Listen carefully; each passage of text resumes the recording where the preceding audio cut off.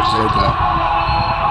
ରାନୀ madam ବା ବଡ଼ ଭଉଣୀ ରାନୀ ଅପା ଯାଇକି ଭଳି ଗଣନାଟ୍ୟରେ ସାହାଯ୍ୟ କରିଥିଲେ।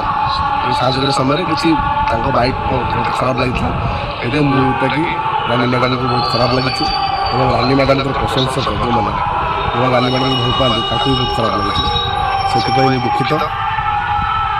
ଏ ଭିଡ଼ିଓଟି କହିବା ପାଇଁ ମୁଁ ଚାହେଁ ଯେ ରାନୀ ମ୍ୟାଡ଼ାମ୍ ବା ରାନୀ ଅପା ଆପଣଙ୍କ ମୋ ଭିଡ଼ିଓ ମାଧ୍ୟମରେ ଆପଣ ଦୁଃଖ ପାଇଛନ୍ତି, ସେଥିପାଇଁ ମୋତେ କ୍ଷମା କରିଦେବେ।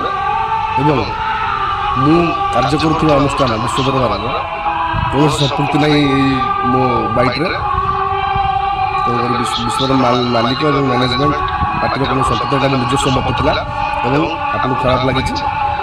এই ভিডিও মাধ্যমରେ ଆପଣଙ୍କୁ ଯଦି ଖରାପ ଲାଗିଛି କ୍ଷମା ମାଗି ନେଉଛି। ବଡ଼ ଭଉଣୀ ହିସାବରେ କ୍ଷମା କରିଦେବେ ଏବଂ ଏଭଳି ଭିଡ଼ିଓ କିମ୍ବା ଏଭଳି ମତାମତ ଭବିଷ୍ୟତରେ ଆପଣଙ୍କ ପ୍ରତି ବା କାହା ପ୍ରତି ମୋର ଜୀବନ ବୋଲି ମୁଁ ଆଶା କରୁଛି ଏବଂ ଦୃଢ଼ ପ୍ରତିଶ୍ରୁତି ନେଉଛି ଏମିତି ଭିଡ଼ିଓ ଆଉ କେବେ ମୋ ତରଫରୁ ଜୀବନ। ନମସ୍କାର, ଜୟ ଜଗନ୍ନାଥ।